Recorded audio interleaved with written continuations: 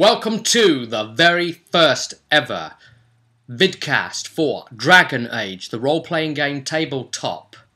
That's right, one session has been and gone. I GM'd it to my players. Before we get into the actual happenings of the session, we'll talk a little bit about information on this role-playing game, and as the video series goes on, I'll tell you what happened in the session, but it being a vidcast too, I'll give you other information that I think is pertinent to the game. And as you follow, you'll get some ideas as to how it plays and some philosophy and considerations towards your potential purchase or not purchase. So let's get into this. I'm just going to say that this video will contain spoilers if you intend to run any of the module stuff for the given books in these videos, or the modules, adventures, whatever they are, the files, books, then I would advise you probably take caution watching these videos, because I'm going to explain what happens encounter by encounter.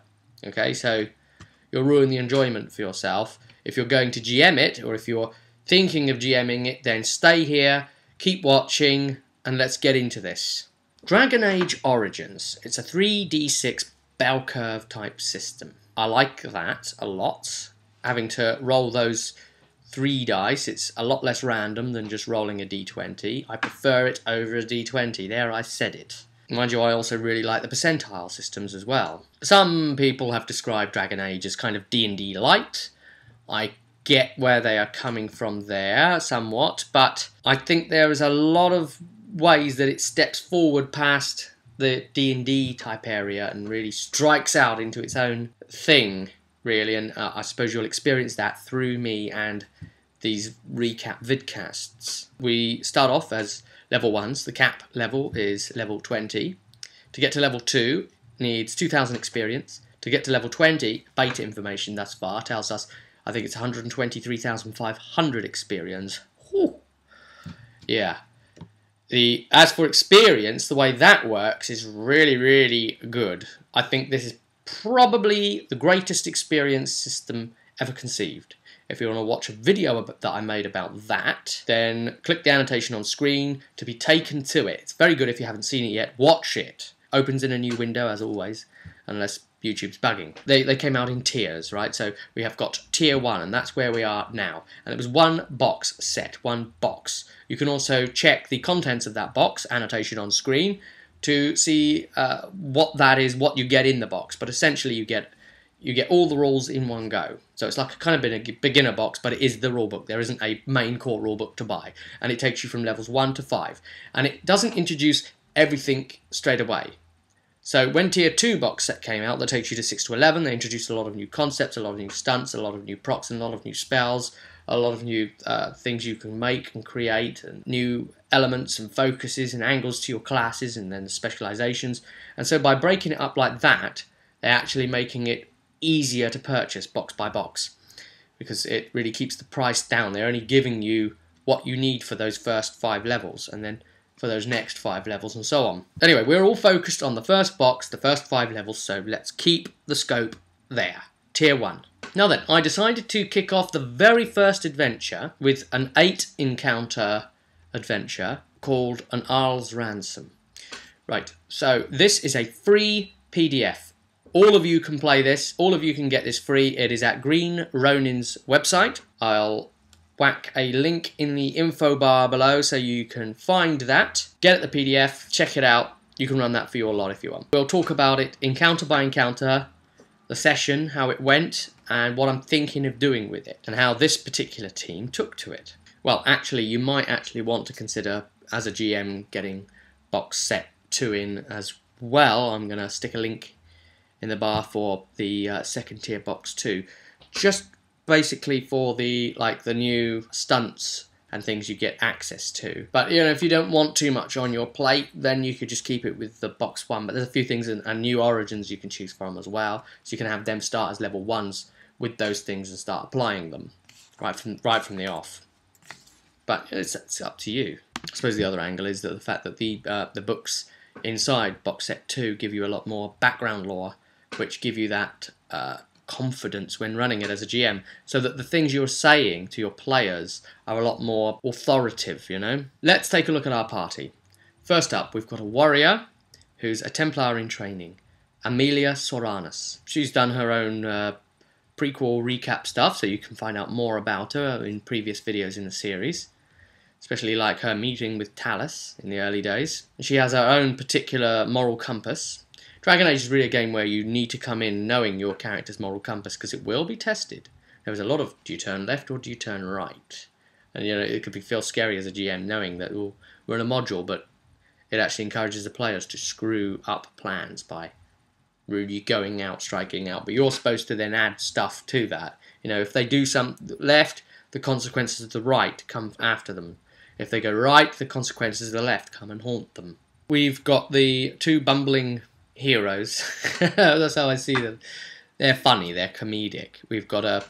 They're a set of two. We've done a recap on them to show how they met, so you can see that previously in the series. So we've got Tanadil, the Avarian barbarian hillsman bloke, and then we've got Karak Takas, who is an apostate mage, trying to keep it a secret, but he was a human who was raised by dwarves who didn't really understand the magic, but it's affected the way he is also as a mage. So he's trying to keep a lid on it, but it's a bit weird because he's got Amelia in his party, but she's only in training anyway, and she's been disgraced as a Templar, so it doesn't really matter yet. She's not going to be able to get her Templar's license yet. Now they're a great bunch, very funny, very chatty, very Laurel and Hardy about things. A little enlarged, typical comedic combo. And then finally, to complete the party, we have Paydar. You'll be able to see him in the Seed of Hate prequel stuff, when he took the drugs and looked through the eyes of his ancestor to relive it, all Assassin's Creed Animus style, and how he now has a hatred for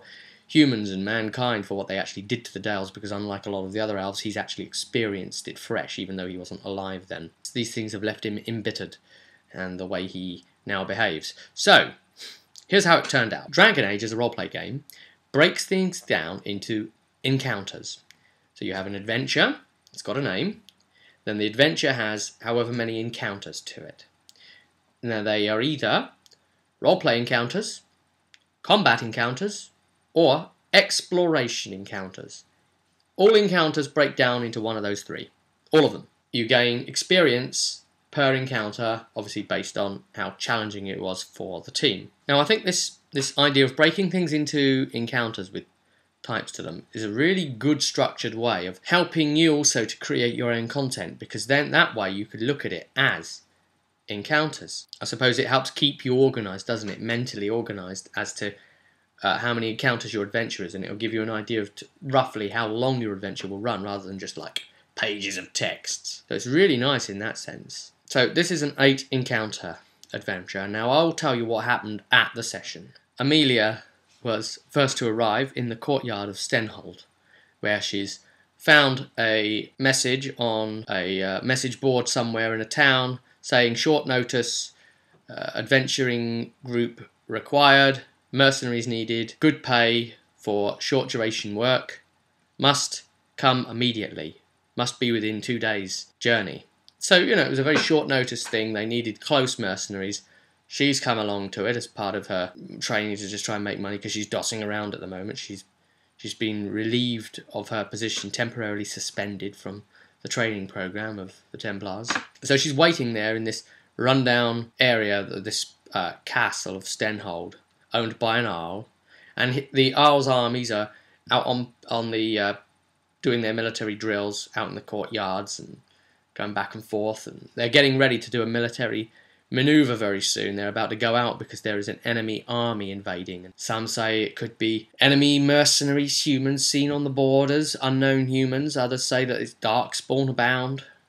Perhaps the two are connected in some way. Nobody knows, but enemies are there, and some of the extreme villages and posts have gone very quiet. So the armies are going to go out expecting to meet very strong resistance. And as such, the Arl's too busy to see to his own family. Now his own kids have been away visiting, and he needs to get them back. And they've got a couple of knights with them, but someone's going to have to go that way and get them back through potentially dangerous territory where potential Darkspawn armies may be amassing. So this is what we need the mercenaries for, because he won't expend his own forces and army to go get his own family back.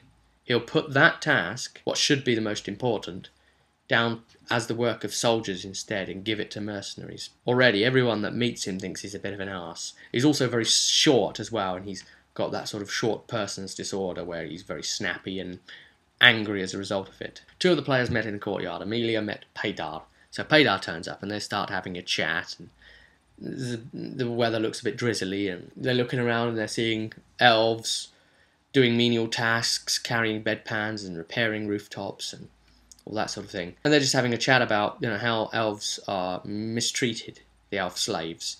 Because that's one major common element with Dragon Age, how elves are treated.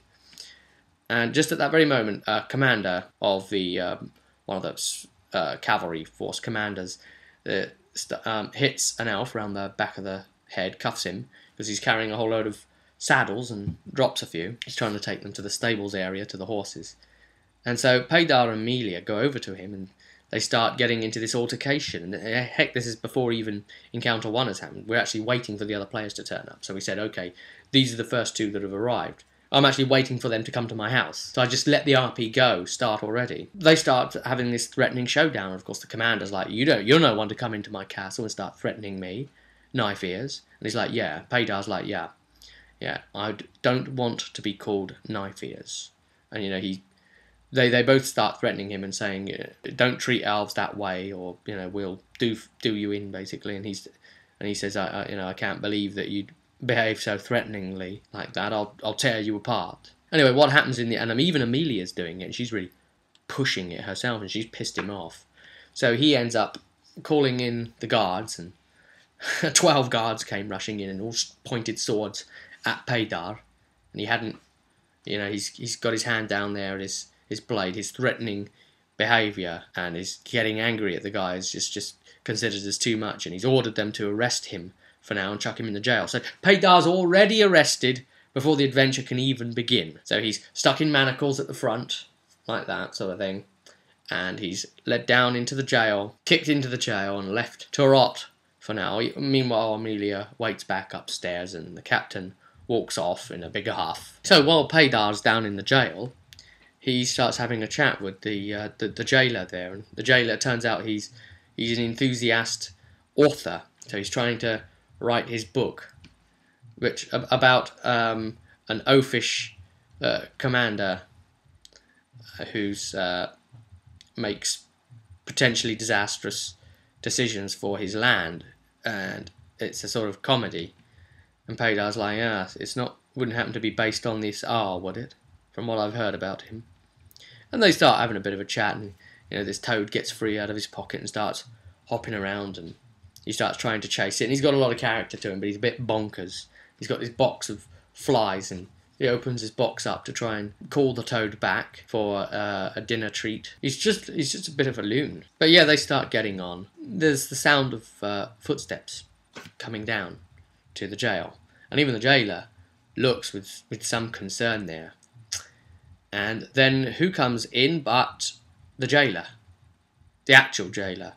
And it turns out this guy is one of the prisoners. So he's kept in a cell a couple along from where Paydar is at the moment, and he comes out by choice, and he stays in by choice, so they leave his cell unlocked. He can come and go when he pleases, but he chooses to imprison himself. He says it gives him time away from his wife, and so that's a good thing. He'd rather be in jail. Or maybe he feels guilty about something he's actually done in his life, and he feels that he needs to pay some sort of penance for it. But whatever reason, you know, we're not getting into the seriousness of why he's actually there. You know, he's there. And it's very funny. The real jailer comes in and says, you're out of your cell again, I see, Fred. It's that twist moment. And Paydar's like, oh, God. So, anyway, eventually Paydar negotiates with the actual jailer, and he says, look, I'm one of the mercenaries. They need to hire me in for a moment to do work for the Arl. Check my name. It is on the list. I did sign in at the front gate. And they make them wait in the courtyard because they don't want the smelly people, otherwise known as mercenaries, actually in the castle unattended until the attendant, or in this case the steward, is ready. The steward happens to be a mage from a family line of stewards that have served the Isle over centuries. Her name is Alenka, and she's become extremely disenchanted with the Isle and the way he behaves, what he prioritises, and the way he treats his staff, and the way he treats her. She's fed up with it as well. Everyone's fed up with him. Anyway, the idea is they let Paydar back up into the courtyard, but he's in a cage thing on wheels. And they push him up there, and he's happily sitting on the bench there, manacled up, with a big smile on his face. And he looks at Amelia, and Amelia looks at him being welled out. And she's like, what has happened to you now? And he says, oh, I don't mind. I'm having a comfy sit down. And the irony is that there's a little wooden roof on this thing, and it's actually keeping the drizzle rain off of him, but she's actually getting wet, and she doesn't have a helmet. So anyway, eventually, the other two turn up, Avar Hillsman and the apostate mage. So Tanadu and Karak saunter on in together, because they're always together, and they all start having a four-way chat and talking about why he's in the cage, and the daftness starts playing out, the comedic conversation starts happening. And so I let them all talk with each other to get a feel, to let them bond and become a party before the adventure really begins. Now this is Encounter 1, an Arl's request. So eventually, when I'd felt that they'd spoken enough, the doors opened, Alenka came out, the steward, brought them through in to see the Arl. But before they could quite see the Arl, she pushes the door, and a coin falls loose out of her pocket and rolls to the floor. And 3 of them wanted to get at the coin. So I had them all do initiative opposed off against each other, and Paydar won because he's a quick scampy elf. And he quickly picked up the coin and called to her and said, oh, I've got the coin, here, take it. And she made a comment. She said, oh, it seems the Arls chose well then. You don't often get such honest mercenaries in this field, do you? And of course they all responded quite comically back to that as well, saying that they're very upstanding people, and that they always do the right thing and this sort of thing. You know, she took great interest in that, and of course she dropped that coin on purpose to see what the adventurers would do. So the door opens, they meet the Arl, he's having his armour fitted by elf slaves. He turns around in a grumpy mood, and one of the slaves pinch him with the armour, and he's ouch, ouch, and he turns around, what is it now? Why are you stabbing me? And all this. And they start taking the mick out of him. They start ripping him, and he's getting frustrated, and his fists are shaking, and it gets like that. And Paydar's like, oh, you should treat the elves a little better. And he's like, yes. And he's like, let me free and I'll show you what you should do next. And he's like, yes, that's exactly the reason why you were going to remain in those manacles for now. They let him out of the box, of course. They didn't want to wheel him through into the castle. But, you know, he's still manacled up at the front like that. They said, well, we'll release you at the front gate. He's considered too dangerous to be loose. Oh, dear goodness. So he's having to put up with this lot, but he's putting up with them because he needs his family rescued, and these are the only 4 that turned up, and he's hard pressed on time now because the soldiers have to go off. He's like, oh god, these 4 will have to do. So he states, all right, 50 silver each of you, and so they agree to the terms eventually. They didn't try and barter with him to have him raise the stakes, so they get given the mission and off they go. And there's a few other interactions that happen on the way, but they drop the little bombshell that Alenka, the steward, the mage, is going to be accompanying the group. So they've got an NPC coming along to help them because she's going to take them to the waypoint. She knows the area and she knows where the kids are located, so she's off to help them. Thus ends Encounter 1. Encounter 2, end of the road.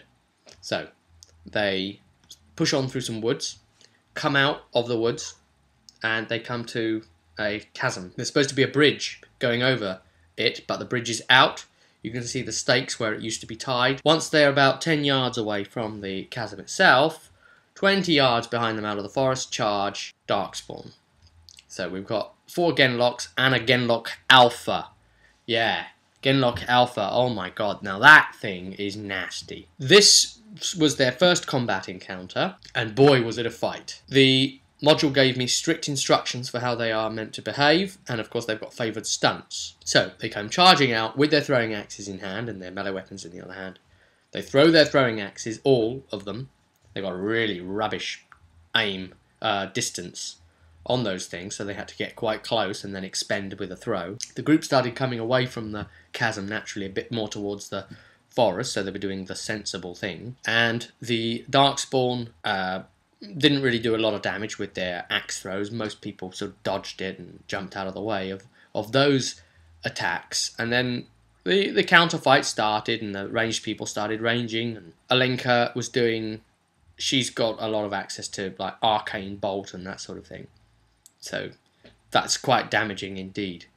Karak is very stone based, so on goes heroic offense. He favours Tanadil, the Avar, for that, to give him +1 strength, so that all of his melee attacks will do an extra damage. Helps as well to hit. Now, the tactic of the Genlocks was expend your throwing axes and then gang up 2-on-1 on the weakest of the heroes, and then try and push them back with skirmish effects off the edge of the chasm. And the group started to catch on to that, because the 2 Genlocks on one side, with their little axes and shields, engaged Alenka, and 2 on the other side engaged Paydar. And then in the centre, our Templar in training, the warrior, went straight in and took up the fight against the Alpha.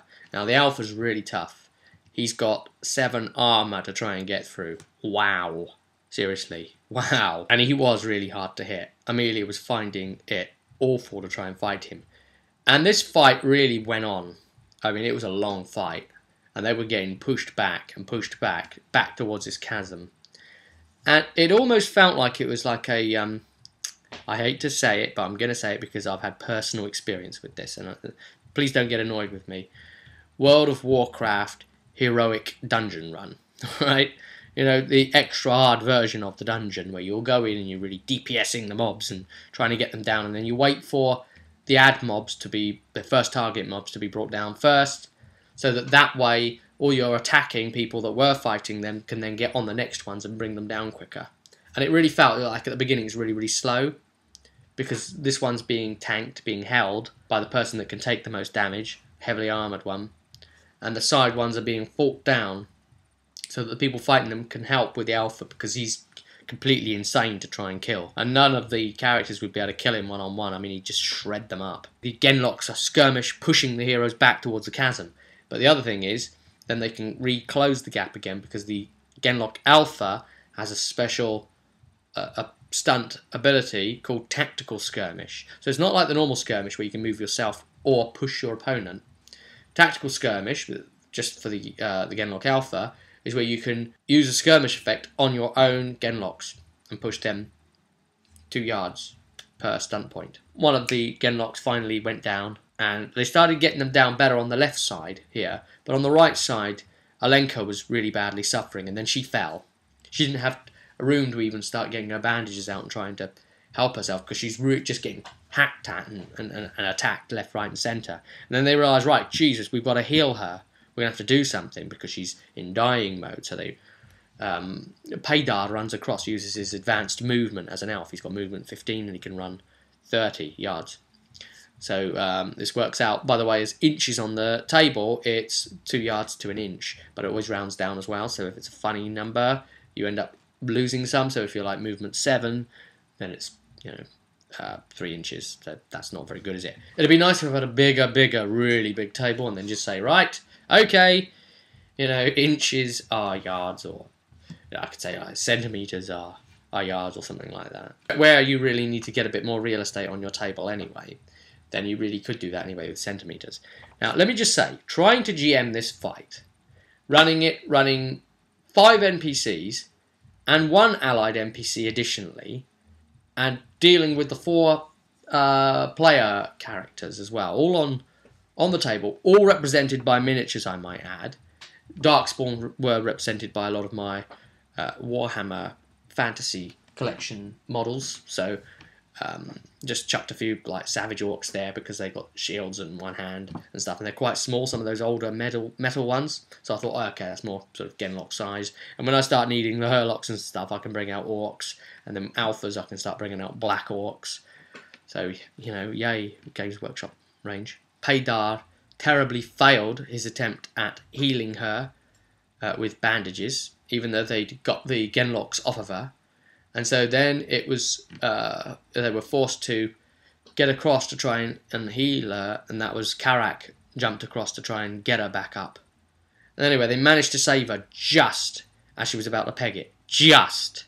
And of course, if they lost her, they've got no one to guide them to the waypoint. That's them done. They don't know where they're going. So they had to save her at all costs. And, you know, it was really there. It was a real heart-beating experience, because it felt like some of the other group could easily fall at any moment. I mean, it was really tense, and it felt like they were fighting for their lives. I mean, they're only level 1s anyway. I'm sending this against them, which the module wants me to. So, you know, it's a 5-on-5 fight. It's just crazy. I can't believe how powerfully armoured these things were. A really nice antidote to a lot of the boring state combats that we've experienced while running Dark Heresy, because he's allowed it to stagnate into, oh, these fights are too easy, and we're not really going to do anything to address it. We'll just keep giving you the fights as listed or whatever. But Dragon Age, those fights are damn difficult, and because it's not like D&D, you don't have like crap loads of abilities that all quickly grow up, and it's like power creep, go! And there's no sweet spot, you know, everything's hard, all the time, hard. Battle for survival. You can just tell just by looking at the mechanics in the system and the kind of power-ups you get that are slow. Very, very slow. You don't get a lot when you ding. And as such, you're always struggling. It's always a challenge there. And so I like that.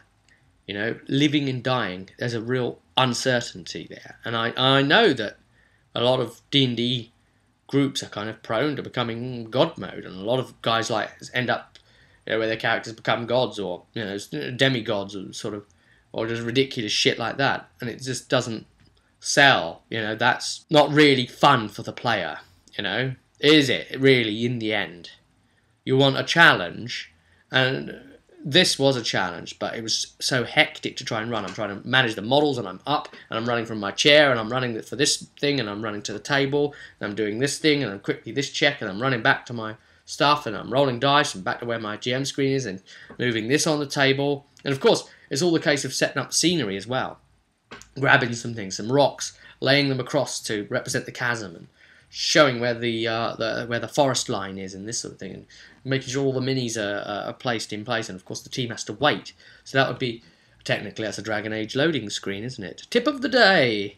So because of all these things, I gave a 300 out of possible 300 experience for that encounter. Encounter 1, 0 experience, because we're just talking. Encounter 2, 300 experience. So you see, it could vary. The idea of this 0, 100, 200, or 300, I'm going to break that anyway, because I'm going to be like, oh, I don't know if it's this one or that one, so I'm going to say, instead of, I don't know, 100 or 200, I'm going to say 150 or something like that. You know, and also, you know, I can make that up by doing that again, so that 50 becomes a 50, and then it becomes a whole again, or, you know, little RP awards. Now, the way I'm thinking of doing RP awards, I'm going to say that right now, is if somebody does amazing, exceptional roleplay, and I want to give them a tiny little bit of extra something to say, hey, well done, well done. And it would be very, very small in the scheme of things. Maybe something like, right, okay, congratulations, that's 40 roleplay experience. But don't write 40 down, because the way it will work in my campaign is that means 10 of it shares out to all the party. So you've earned it, but it's distributed equally. Your share is split up and given to your whole party. So you've each got 10. Well done. And the others could be like, oh, wait a minute, whoa. Wait a minute. How's that work? You know, he got the roleplay experience and we're getting the experience, and the guy could be like, yeah, how does that work? I earned that. Why are they getting it? It's like, yeah, well, A, this is a team game. If you don't have them, you're done for. Right? And you don't want someone creeping too far ahead of somebody else. That's the first thing. Secondly, you want everyone to get 20 each instead of 10 each. Then you're going to have someone else really excel at the roleplay, and so that they then contribute 40 that can be split up, then everyone gets 20 each, don't they? So to me, that encourages the whole group, and furthermore brings together the idea of this camaraderie of group play, that you're all in it together, and that his gains, and it's also a balancing effect, really, so that there's no sort of like, oh, wow, okay, you've just earned the roleplay experience and I didn't. Because it doesn't matter how grown up you feel about it and how okay you are with it, there's probably going to eventually be a point where you disagree with your GM and you think that you probably did earn some sort of roleplay thing. Yes, the GM could get around that by writing it down on a little post-it note and handing it out to the players that got it, well, you know, secretly, this, you gained this, don't tell the others, and just write it in, sort of thing. Another interesting little dynamic. I know we're in the middle of a fight, but obviously the players won, and they beat the Darkspawn back, and the Genlocks ran away, and a couple died, and 2 ran, and the Alpha was eventually slain. Eventually! It was hard to bring him down, even when people teamed up on him. Actually, it was good that the Avar managed to finish 2 off. He did like a lightning strike thing, and he cut one and then slashed to the other side and took the other out. So he's killed one and then killed the other.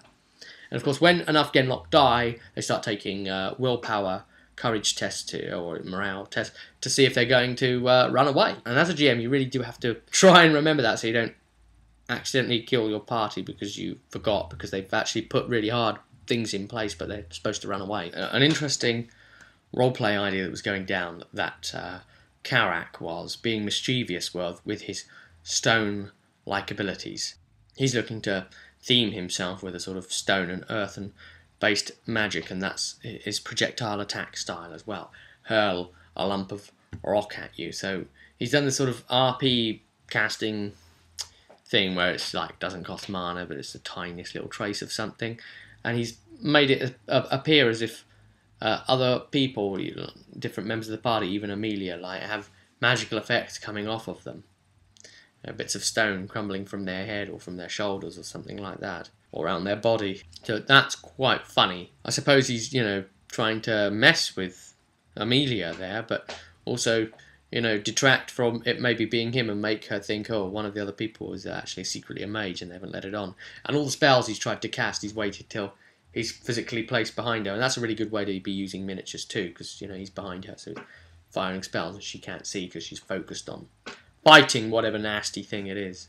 She's decided, Laurie's decided, oh yes, I'm going to be tanked, that's it. Then came Encounter 3, called Crossing the Chasm. So they struggled a little bit with this one. They decided, right, how are we going to get across? What's behind us? So they checked and they saw that there's a forest.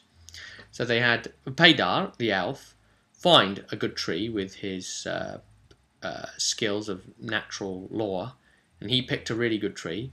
Nothing stereotypical there about choosing the elf to do that, huh? He found a really good tree, and then with a combination of strength or engineering, they managed to fell the tree, and then bring it to the chasm. And so it was a strength test from their strongest one, and then +1 strength for everyone helping. But they failed the target number attempt to have it bridge the gap, and just as it was about to bridge the gap, it fell short, dipped, got a bit low, and then fell all the way down the chasm and tumbled, dum dum dum. So they had to go all through the process again and have Paydar find a really good tree and then do it again. It was a good problem-solving exploration encounter for them to decide the tree, and this time they stood it up at the chasm and then dropped it. And that worked out all right for them, and then they were able to cross it. And because he'd picked a really good tree, they didn't have problems crossing. If he'd have picked a really bad tree, they might have had issues trying to get across. It could have snapped, and then they could have been looking at potential falling damage, and it could get very nasty, like 6 dice worth of hit points or something. And then trying to climb back out. There was a number of different ways they could have gone about trying to get across. So it was potentially a place for me to very much struggle with my imagination, trying to deal with the party, the mad things they might have tried to come up with. All things told, I gave them 100 experience out of a possible 300 for that, because they did lose a tree trying to get across, but they all worked together to figure out how to do it. Encounter 4 is a role-play encounter. Wishful thinking. Got across the bridge, a little bit further on, Alenka said to the party, right, we'll stop, we'll have lunch here, we'll get our strength back. That's great. Here's Alenka's game. Right, she's got secret goals. Alright, big spoiler stuff here, guys. Again, if you're going to play this, you don't want to be knowing this information, alright? GMs, listen up. Okay.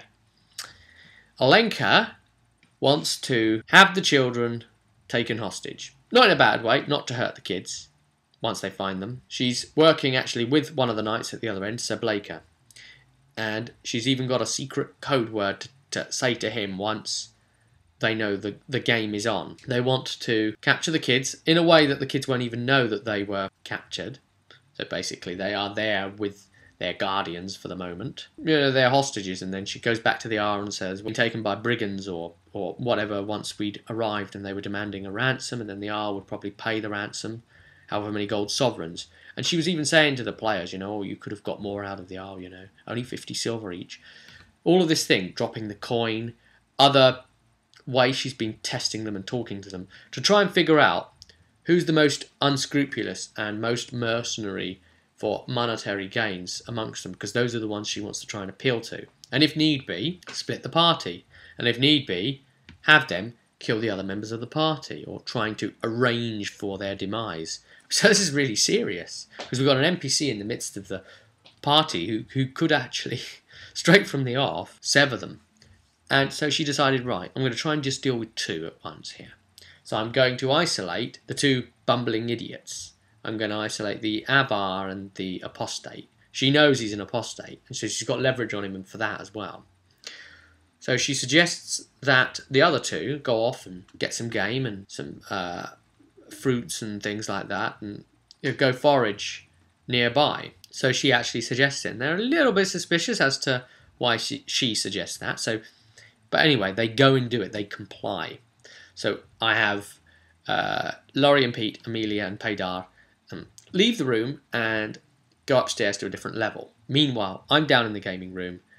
Alenka then speaks to the other two. Slowly gets the conversation turning around towards monetary gains that could be potentially made in a similar situation to this. Karak's like, oh, you know, I don't like the direction this is going in. And so she's panicking at this point.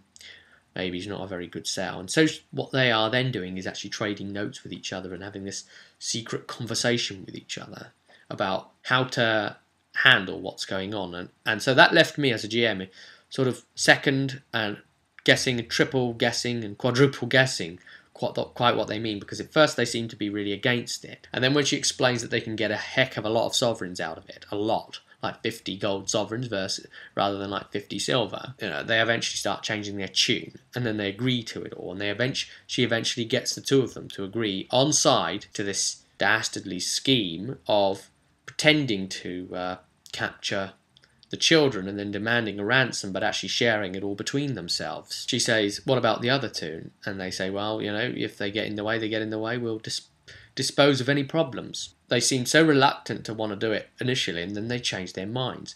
Are they trying to entrap her? Like, for instance, there's going to be a hostage note written, and so they determine that they want to be the ones to write the note.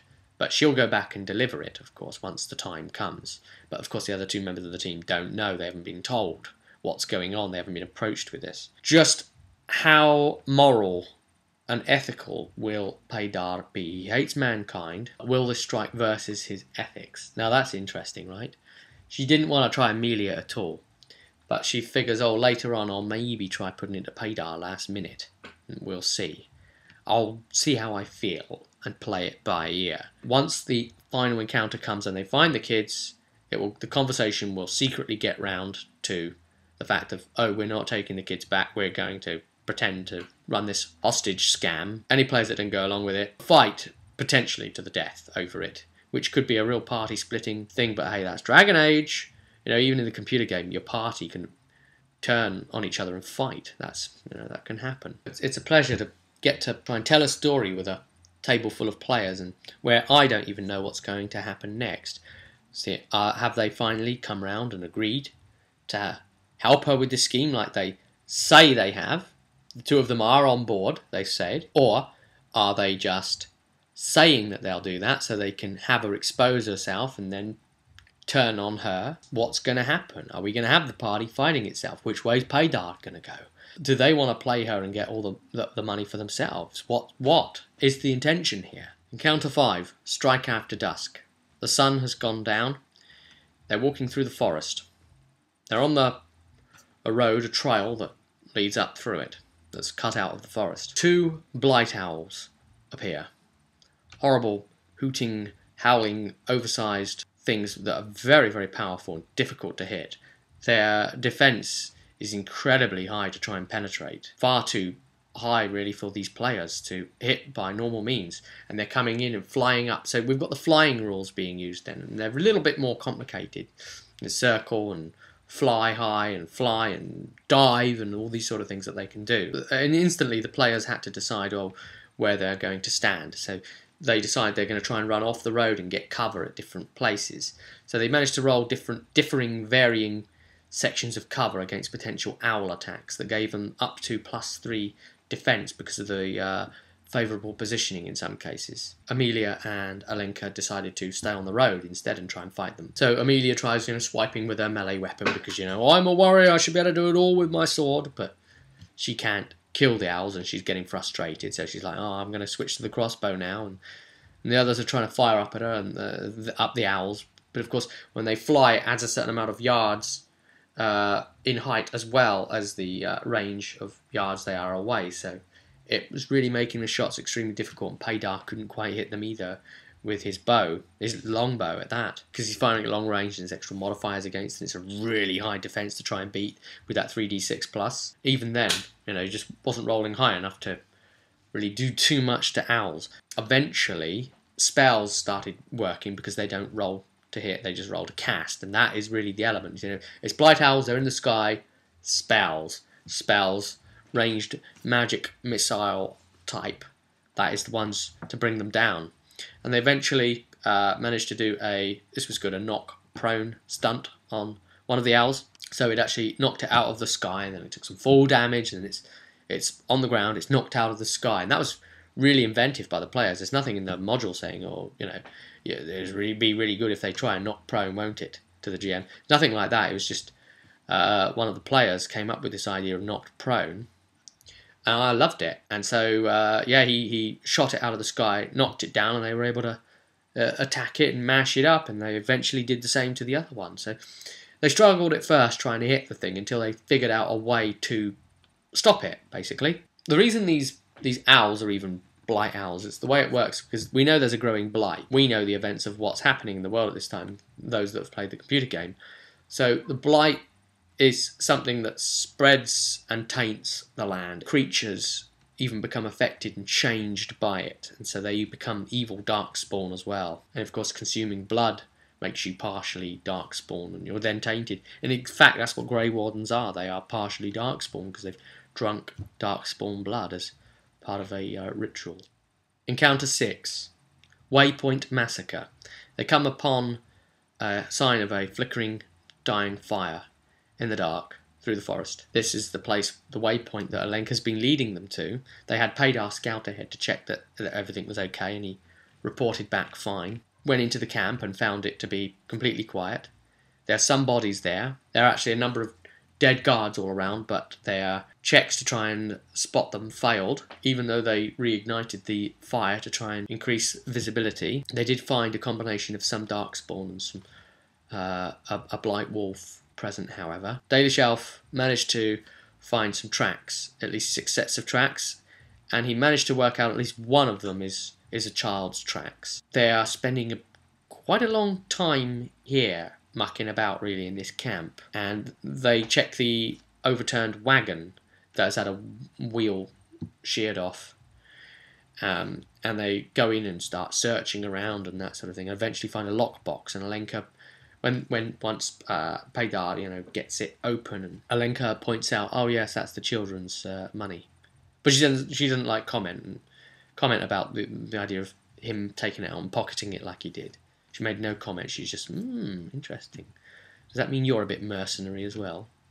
To herself. Anyway, they took a bit of a while at this, so they were going to be punished. They were going to miss quite a lot of the battle that's going on up the way, and then there's a scream finally to alert them that something's happening. We move on to encounter 7, Besieged. So they have to run off in the dark towards a rising hill that eventually takes them, rising hill through in the forest. So it's a hill that's covered in forest still, and it breaks out open onto this area. They come out, and there's a massive gorge running down, and there's an area where you can get around it at the bottom, where there's no gorge.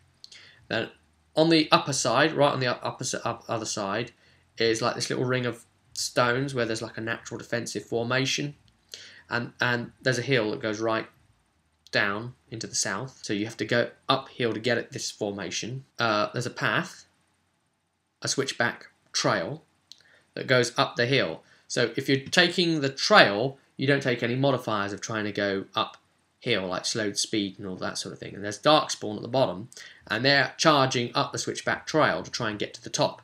Meanwhile, at the top are the two kids, Joseph and Hannah, and the two knights, Sir Bridget and Sir Blaker, and it's spelled S-E-R in typical Dragon Age style. Now they are fighting with ranged weapons as best they can to try and hold off the Darkspawn until they would engage them in melee. And the team has to quickly decide, what are we going to do? We're going to run round the gorge and do it that way, or are we going to try and go straight across the gorge? And so they try jumping and running across the gorge. It slows them down, and they hurt themselves a bit and take penetrating damage because of their sprayed ankles and cuts and bruises and that sort of thing from failed tests of trying to get across. They don't make it very well, and they're all failing tests to try and get across, and eventually get across in this haphazard manner and try and scrape their way back up the other side once they get to the bottom, and they try shortcutting across. They eventually get across and try getting across the crossways across the hill, so not trying to climb it too much. And they start cutting off the Darkspawn in different areas, and the Hurlock bursts ahead of the Genlocks, and he runs right past them and stuns them both and runs up the trail, and Amelia runs right across and engages the Hurlock, and that's a very dangerous opponent indeed, and the weapon he's got can do 3d6 of damage, so that thing does not mess about, yeah? And this is what Amelia faced in her recap stuff previously, and she's deciding to tank it. The other combatants come across and they start ranged attacking the rest of the stuff down, and Tanador comes across and engages enemies left, right and centre. You know, they're striking Genlock down, and they manage to engage the Genlock before they can get to the top of the camp, so they've shut all the Genlock down and killed them. They passed their willpower quite well and didn't run away, but they've managed to, you know, see off the Genlock and finally see off the Hurlock, even though he was doing masses of damage to Amelia. And also, Karak Takas took a mana potion. He kind of regretted doing that afterwards, actually. And then two Blight Wolves appeared suddenly on the camp by the children, and they struck. But before they could, Sir Bridget turned around and engaged them both. And she got pretty badly ripped up, and she went down to 3 health, and then one of the wolves got taken down by a combination of mage fire and that, and Alenka switched down and went after the Genlocks. She went downhill.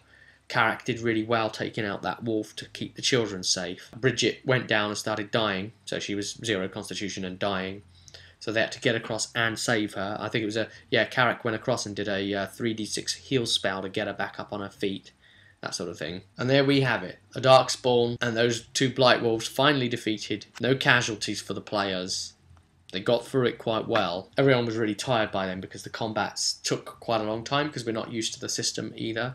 And we're all using miniatures, so we really are representing our positions. And we decided that everyone was too tired to carry on with the final part, the final encounter 8 out of 8. This is which is called the final choice. So it's left things at a cliffhanger. I don't even know what's going to happen next, guys. The smoke has cleared, and they'll talk about how to fix the wagon and what happened on their journeys and have a bit of a chat. And Sir Blaker is all in on the plan, but Sir Bridget's not, and she's very honourable, and she won't like it if it's openly suggested in front of her. 2 of the players have suggested, as we've said, that they will go along with it, but we don't know. I don't know if they are actually telling the truth. What the other 2 will do, I don't know. It's going to be that awkward moment where it's going to have to come out, and everyone's going to find out really what the intention is and what's going to happen. It's a cliffhanger. We don't know what will happen next. But I do know that next time we meet and play, I'll be running the final encounter of that, and granting any experience for that where needed. Then, whichever way it goes, if that means some of the party are rolling new characters at that point, I don't know. The plan is to ship them off to Denerim. They're going to head off to Denerim, which is the capital city for Eldon. Now I want to get them there because there is a book called Blood in Ferelden. The Blood in Ferelden book's got 3 module adventures in it. And funnily enough, it's the final adventure, which is sort of levels 4 to 5 suitability, which is the one they suggest you actually try and give to the players early. Now, I know that sounds mad, doesn't it? But only 3 parts of it, so not the whole thing. Because it's a suggested way that you can GM your campaign to have it have more meaning. Because you end up getting an NPC quest giver that helps give them all the assignments of the missions you were going to give them. You have it be the NPC giving them it instead. So it's a way to tie the group together and have everything have more significance the way it moves forward. So I'm thinking of trying to do that and sort of alter the book down for them to their level, and of course if the harder they struggle, the more experience they'll get anyway. So yeah, it'd be a bit of the final module, the third one in that book, and then off of it, and then back probably then to the core rulebooks, one Dalish Curse probably, and run that for them. But again, we'd have to see how well they do in Denerim, and other things could affect things. So we'll report on it as it happens. But right now, let's even try to get through this final encounter in an Isle's Ransom, shall we? Goodness me. And so, if you want to find out what happens next, keep tuned here for all of the updates. Look out for the next vidcast.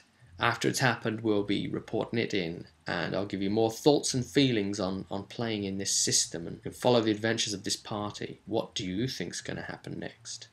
I'll see you at the table.